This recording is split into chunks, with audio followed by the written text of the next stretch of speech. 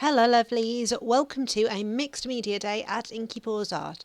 I'm going to start by stamping out the skeletons. So I bought this particular stamp from Carabella, and anyone who knows me knows I'm slightly obsessed with things that are a bit macabre. So skeletons, skulls, that kind of thing.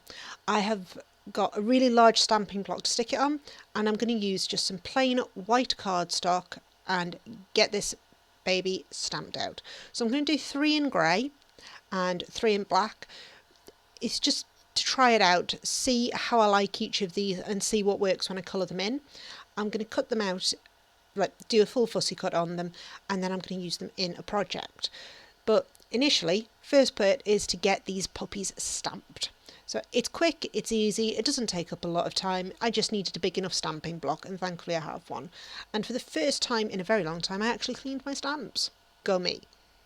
Now, we're going to head on to colouring these puppies. Well, skeletons. So I've pulled out some pro markers, and I'm going to just put down the side of the paper a line of each so that I've got a bit of a colour chart on the side so I can see what's going on, and I can come back to that. I've also used the packaging for the stamp. I've got that propped up so I've got a rough idea of the way the designer has decided to use the tones and shades on those skulls. I'm just going to keep running over these with pro markers. I will cover I will colour in all of the skulls. I'll do all 6 stampings, and from there I can decide what I like, what I don't like, and such like. Because these are alcohol based markers, you will, if you do something like this, you will find that the ink pigment does bleed a little bit, and that's because even with an archival ink, a permanent ink, they will start to move because you're using an alcohol based pen, and that will shift it. So the archival inks, the waterproof inks, are indeed waterproof, but they're not alcohol proof, and that's okay. You just work with it. You go over light strokes and don't scribble as much as you might on other pieces. I did use a blender pen on this very first one. Didn't work out well for me, but that's okay. I've got another 5 stampings that I can use, and that's why I try to do them in bulk, because then I've got ones that I like and ones that I don't like, and I can get rid of the ones that I don't like and use the ones that I do like. Which, you know, that's my plan for all of this, is use what I like, use what I don't use what I don't like. So now I'm actually going to start off. I've got some index cards, and they're just 6x4 paper index cards. Nothing complicated, and this particular one was inspired by Index Card a Day, just because I wanted to work on an index card. So I've pulled out some inks, some spray inks, some distress inks, and I'm just going to start building some layers of colour onto this index card. I'm blotting them off with a paper towel, purely makes my life easier. I don't have to use as much drying time, and it's a lot quicker to dry if you blot it off. So I've started off with that. I've got some lace and some ribbon. I'm going to cut those into strips, and I'm going to stick them down to the index card. But initially I'm also going to spray them different colours. So to add some more texture, I have also pulled out some tissue paper, and I'm pulling that into just little strips. Initially I decided to stick down the lace. Doesn't work, word to the wise. So I did eventually go back and grab a stapler, and I've just stapled the lace down at the end of it. I used wet glue to stick down the tissue paper, and here I am creating texture. That's the only aim of this. It isn't to look pretty at this particular stage. I'm just building up texture and adding pieces of lace and tissue paper just in random places. So this is going to start to form a bit of background, and once I'm happy with putting all of these bits on, I will dry it off a little. I want to sort of interweave some of the lace, just make it look like it's purposefully there, woven in, and rather than just stuck down one bit at a time. I hope that made sense somewhere. And I have used some of my washi tape just on the sides. I have some yarn, so this is just wool that I've picked up from a charity shop, and I want to dye this different colours. I'm going to use the spray inks that I had out before, just spray them on and add some water. That's it. And then dry them off. And they will dry a lot paler than the ink is going on, so I'm not going to worry about that. I just want to have some colour in there. And next we add these to the index card.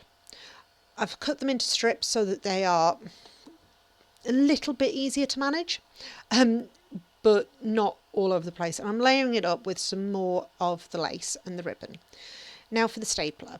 So rather than gluing these down, I'm going to staple them. 1, it adds texture.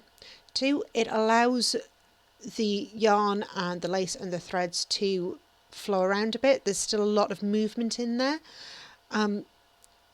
Visual movement is what I mean, and they can move around when you hold them up, but they don't look like they're heavily stuck down. And if you've ever glued down, well, basically any kind of wool before, you'll understand exactly what I mean about this lump of glue. You lose all the texture from it, hence the stapling.